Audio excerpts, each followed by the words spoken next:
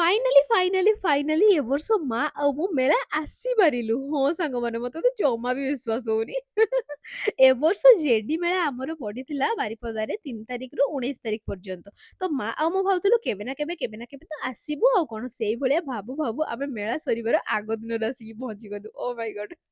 ଆପଣମାନେ ତ ସମସ୍ତେ ହିଁ ଜାଣିଛନ୍ତି ବାରିପଦାରେ ଜଗଦ୍ଧାତ୍ରୀ ମେଳା କେତେ ହିଁ ଫେମସ୍। ଯଦି ନ ଆସି ପାରିଥାନ୍ତୁ ନା ଏ ସମାଜ ଆମକୁ ଗ୍ରହଣ କରିନଥାନ୍ତା ଜମା ବି। ମେଳାରେ ପହଞ୍ଚୁ ମା କିଛିଟା ୟୁନିକ୍ ଜିନିଷ ଦେଖିବାରେ ଲାଗି ପଡିଲେ। ଆଉ ମତେ ବି ଦେଖିବା ପାଇଁ ବହୁତ ଭଲ ଲାଗୁଥିଲା। ମୁଁ ବି ଦେଖି ଦଉଥିଲି। ଆପଣମାନଙ୍କୁ ବି ଟିକେ ଦେଖେଇ ଦଉଥିଲି। ଆପଣମାନେ ମେଳାରେ କଣ କିଣିଲେ ମତେ ନିହାତି କମେଣ୍ଟରେ ଜଣେଇବେ। ଆଉ ତାପରେ ଓହ୍ ମାଇ ଗଡ୍! ମେଳା ଆସିଛି ଆଉ ৳5 ହରେକ ମାଲ ଜିନିଷ ଯଦି ନ ନବା। ସେମିତି କଣ ହେଇପାରିବ? ମେଳା ଆସିକି ଯଦି ৳5 ହରେକ ମାଲ ଜିନିଷ ନ ନବୁ, ତାହେଲେ ମେଳାର ତ କିଛି ମହତ୍ତ୍ୱ ହିଁ ନାହିଁ। ଠିକ କହିଲି ନା?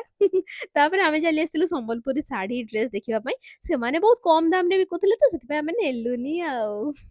ଠିକ ବୁଝିପାରୁଥିବେ ଆପଣମାନେ। ଆଉ ମାଙ୍କ ସାଥିରେ ଯଦି ମେଳା ବୁଲିବା ପାଇଁ ଆସିଛୁ, ମୁଣ୍ଡ ଟିଣ ନୁହେଁ ତମ୍ବା ହେଇଯିବ ତମ୍ବା।